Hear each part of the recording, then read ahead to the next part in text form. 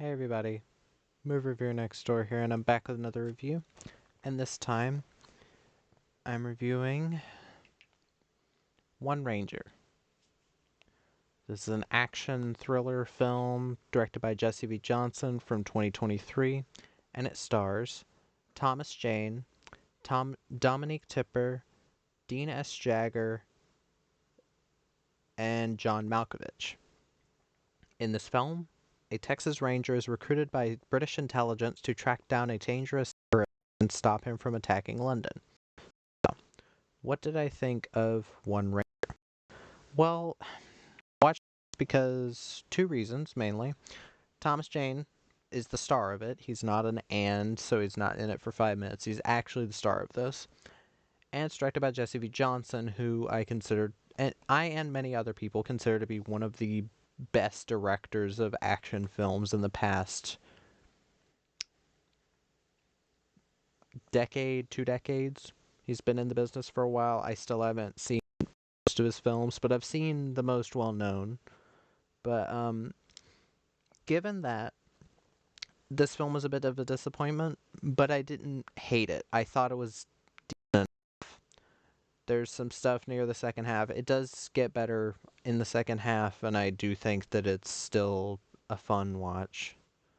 But let me get to the cast. Thomas Jane plays Alex Tyree. He is a ranger brought in to help get this terrorist. He does a decent job here. I love Thomas Jane, but he's doing this weird Texan accent. And I could tell he wasn't from Texas, being someone who has family from Texas. But still, I think in the action scenes, he does a more than admirable job. And I believe him as this character. Dominic Tipper plays Agent Jennifer Smith, who basically brings him in to help with this terrorist threat. I didn't mind her. I didn't find her annoying. They didn't make her all girl power. They made her feel more human. She can actually get hurt. Um, but the feminists are going crazy. Uh, but I didn't mind her. Thought she acted well. Did the action scenes well. Um, Dean S. Jagger plays Declan McBride, who is basically our main villain. I I like this actor. He was in another film called Scorched Earth with Gina Carano, which I can actually.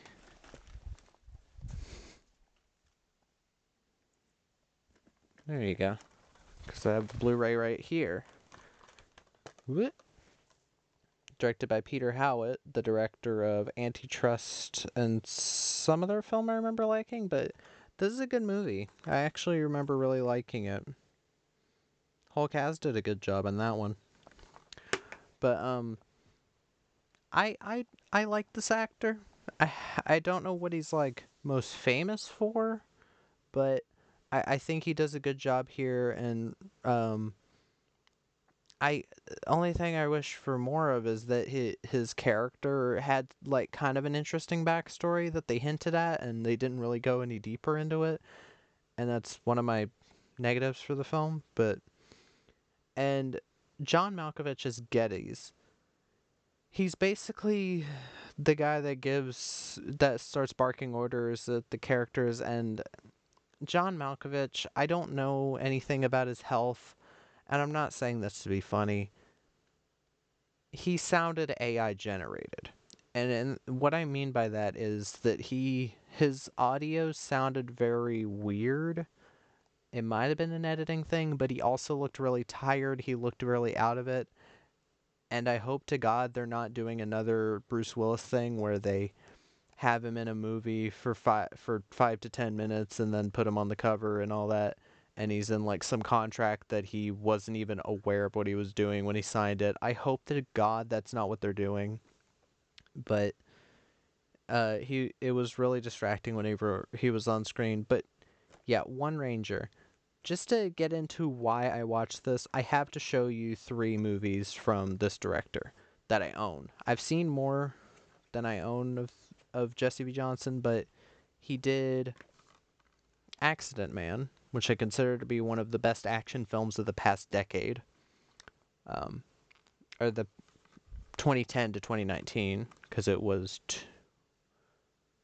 2017 this came out. Also, Avengement, where he showed that Scott Adkins can act the fuck out of a movie. Craig Fairbrass and Nick Moran also in it.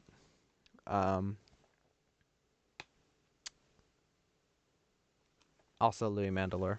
But awesome fucking crime, action, drama film. It's a lot of things. Comedy, dark comedy.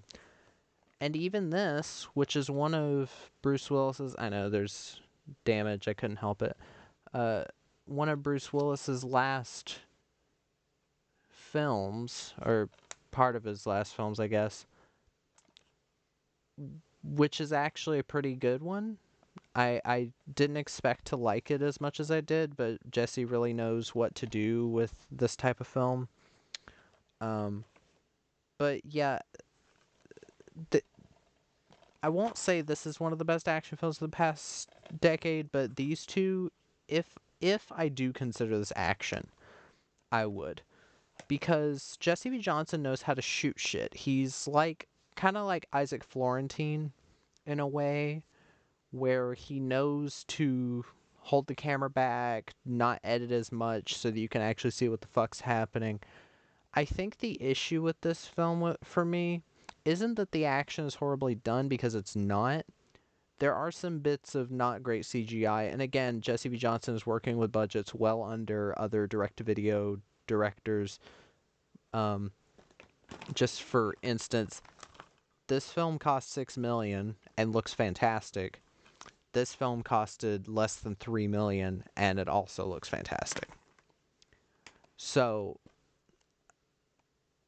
I don't know what's happening, but I feel like one of the main issues is that Thomas Jane shouldn't be in a Jesse V. Johnson film in the leading role, because Jesse V. Johnson focuses mostly on martial arts.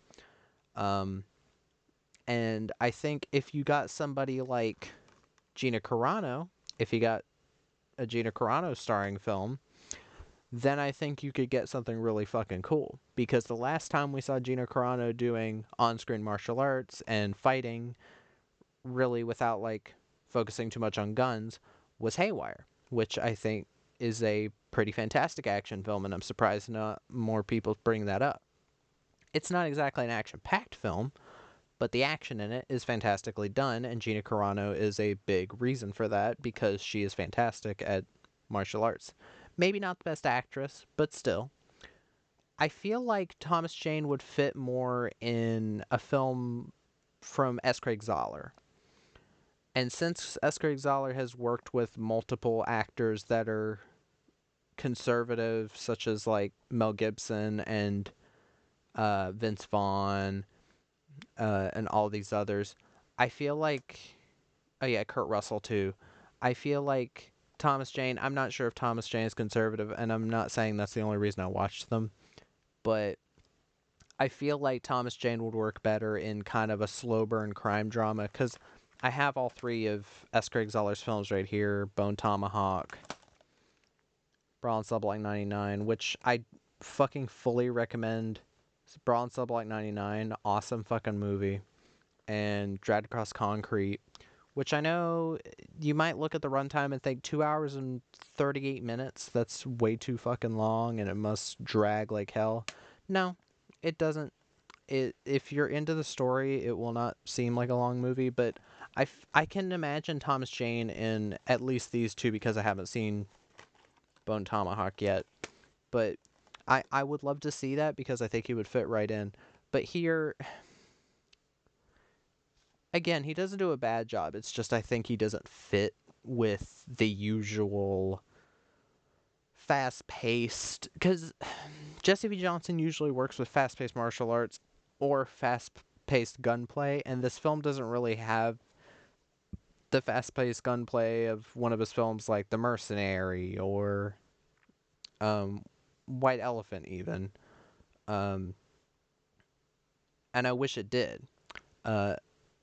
Also, this film doesn't have the greatest story. It is very a very kind of stock story about, oh, they need this guy from America to come to Britain to help catch this terrorist. And I mean, it's exactly what you expect it to be. Um, it's not exactly action packed. The action that's there is pretty fine for the most part. Again, the second half does get a lot more, a bit more interesting and a bit better paced because they're setting up the characters kind of. But you never really know too much about Thomas Jane's character. What I was more interested in was the villain, played by Dean S. Jagger. And again, I liked them in this.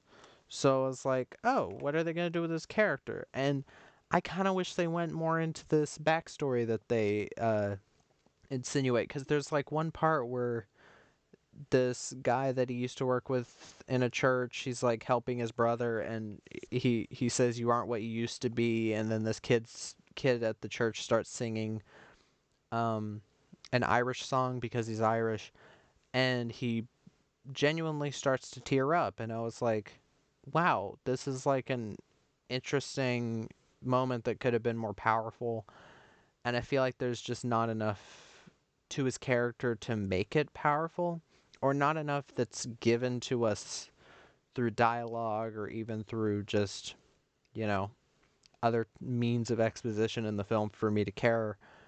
And it makes me wish that this character was more, I don't know, because near the beginning of the film, he plays the character a bit more like loose cannon all the time, like insane psychopath, and then he later is more like he goes back and forth between being, oh, maybe morally gray, maybe he'll not do this, and then just kill crazy. And I kind of found that weird. Like, if you're gonna go for a kill crazy villain, like goofy over the top villain, I'm fine with that. Just stick with it. Don't make the facade, don't make a facade that you're trying to do something different when you're not. And again, I think this actor could actually act. So I wish they did a bit more with him. Um and while I don't mind Dominic Tipper, I in this role, I do wish she had a bit more to do. Um I wish the action was a bit more plentiful. I don't know the budget of this. I don't think it's anywhere. But I mean, this isn't exactly a very I don't know. This film just seems a bit maybe tax write-offy, and I hate to say that cuz again, Jesse V. Johnson very clearly loves his work. Um but he is popping out movies a lot more often now, and I'm afraid that might be affecting the quality. Um but yeah, I and again to about Malkovich, I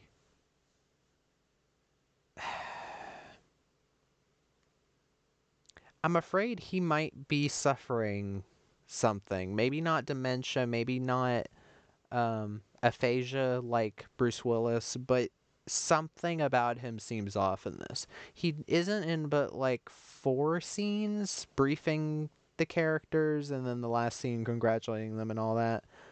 But just I don't know, just something seems off. And I wish I knew what it was. Because the last time I saw him in a movie like this was possibly White Elephant. Maybe it was the Noomi Rapace one, Unlocked, where he was actually really like responsive. And I forgot when Unlocked came out, but I don't think it was but like 2018. Let me see. 2017. Yeah. Like only 6 years ago he seemed so like chipper and bright, and he was a lot of fun in that movie, and he made the most of his small screen time, even though most of the times you see him on screen he's through going through Skype with not Uma Thurman, Tony Collette.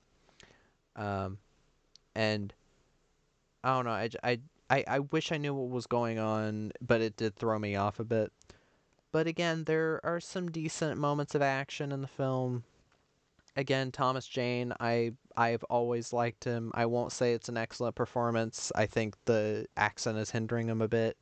It is a weird thing where it's like, oh yeah, this British person needs a, or this um British secret agent needs an American Texas Ranger. I guess because the terrorist was last seen in Texas, but I don't know. But I mean, I don't know if I'd exactly recommend it. If you just happen to see it on Tubi like I did, I'll still link it in the description. But if you happen to see it, I guess watch it. But again, not exactly a classic or anything. It's fine.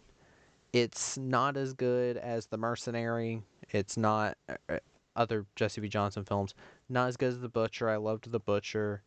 Um, Even Triple Threat, which I'll have to rewatch and see if I like it as much as I did back in the day, or like a year or two ago. But yeah, that's about all I have to say about it.